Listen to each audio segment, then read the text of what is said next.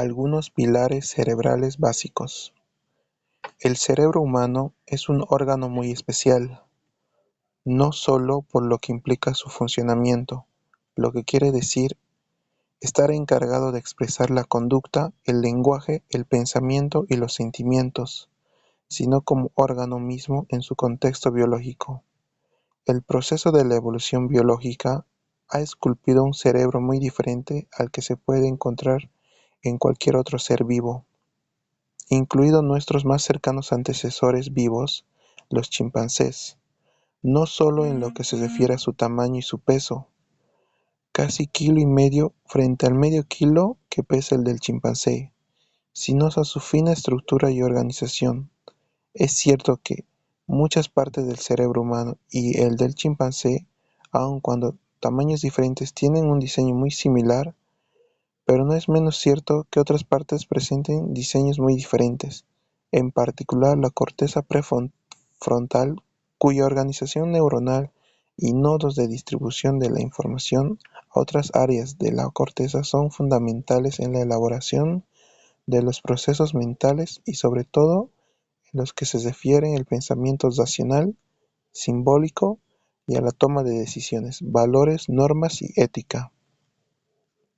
El cerebro humano comienza su construcción a los 16 días tras la fecundación. En el transcurso de su desarrollo intraútero, durante los periodos fetal temprano y fetal tardío, en particular en este último, hay un proceso muy activo de reorganización neural de la corteza cerebral.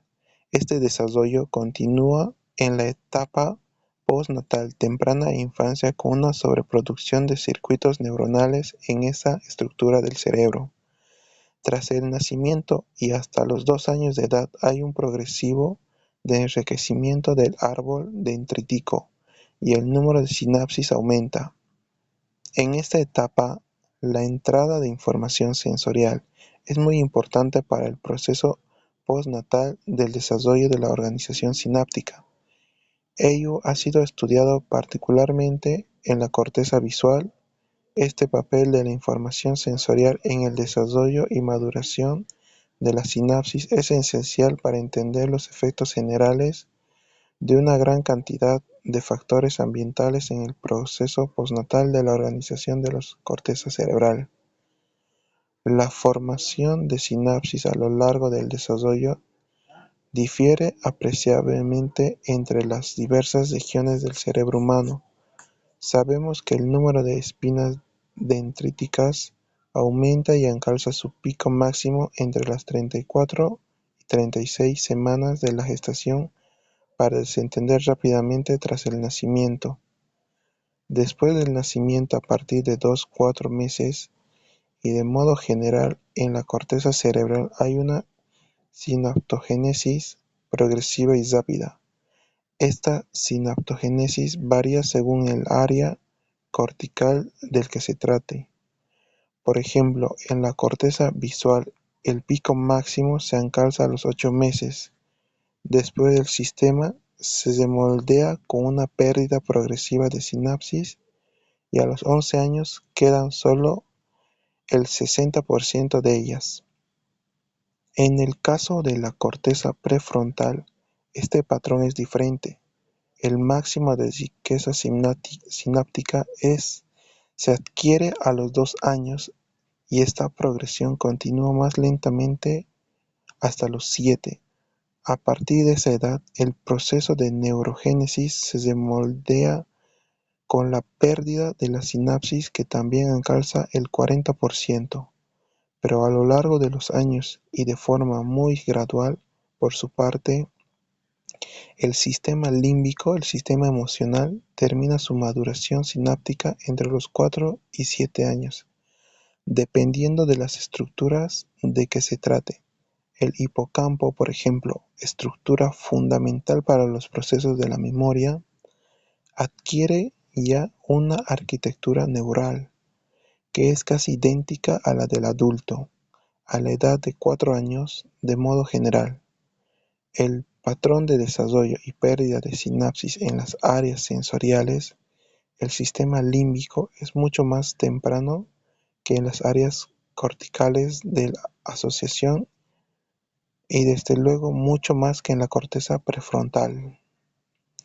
Tras el nacimiento del cerebro en un continuum de actividad que aún bajo el gobierno de un proceso programa genético es férreamente dependiente de su relación con el mundo sensorial y emocional que lo rodea, es un fuego, esta vez muy específico, al que se establece entre los genes que porta el individuo y el medio ambiente el que vive, y en que buena medida hacen el ser humano hace ser diferente a todos los demás que hay en el mundo. Pero el cerebro, en su construcción, no es un progreso continuo, homogéneo y sincrónico consigo mismo y con el tiempo. Ya lo acabamos de ver a propósito de la sinapsis. El desarrollo cerebral se produce de una forma asincrónica, tiene tiempos diferentes. Los programas del genoma que dirigen dicho desarrollo específico tienen lo que podríamos describir como ventanas que se abren en un momento determinado, y es en ese momento determinado cuando cierta información del entorno sensorial, motora, familiar, social, emocional o de razonamiento puede entrar por ellas. Y ningún momento es más óptimo que ese, pues estas ventanas abiertas se cierran con el tiempo para dar paso a la apertura de otras.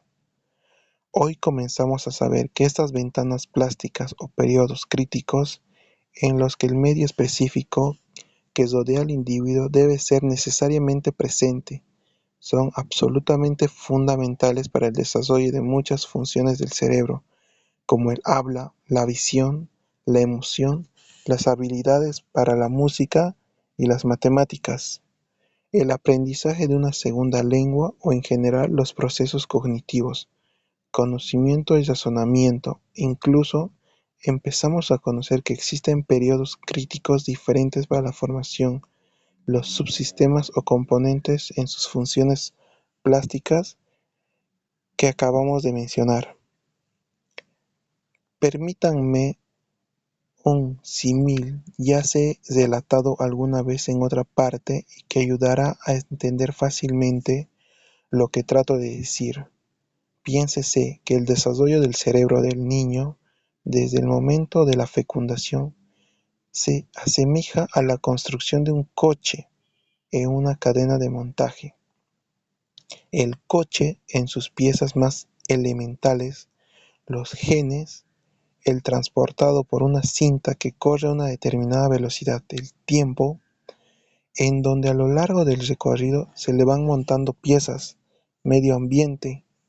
El tiempo de este recorrido varía en función de determinadas condiciones, como pueden ser el número de piezas que se requieren montar en cada periodo del recorrido o la dificultad de su montaje, periodo prenatal, periodo perinatal, primera infancia, infancia media o infancia mayor, pubertad, adolescencia, jóvenes adultos, adultos, senescencia.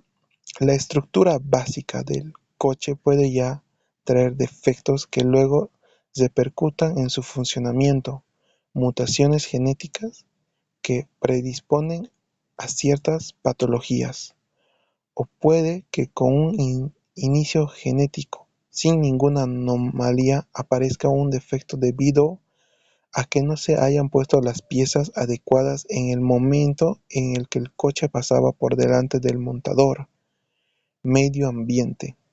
El concepto de ventana plástica refiere siguiendo con el mismo símil a que mientras el coche corre por la ventana de montaje y llevando programados genéticamente sus propios cambios intrínsecos, se requieren periodos en los que se ajusten las piezas que vienen del medio ambiente, es decir, periodos que se abren para ese ajuste de la información, piezas proveniente del medio ambiente y que se cierran definitivamente pasado ese tiempo crítico. En caso de ventana plástica más claro y definitivo en el mundo biológico, Es el descrito por Konrad Lorenz en las aves y que se conoce como imprinting. Casi todo el mundo conoce el hecho de que las aves, tras salir del cascarón, siguen al primer objeto que se mueve delante de ellas, y este es generalmente la madre. Puede durar solo unas horas; pasado ese tiempo se pierde. En los niños recién nacidos ocurre otro tanto para otras muchas funciones. Por ejemplo, para la visión, el periodo de los primeros meses tras el nacimiento es tan crítico que una deprivación de la visión en el niño de tan solo una semana puede tener marcadores efectos para su futura visión.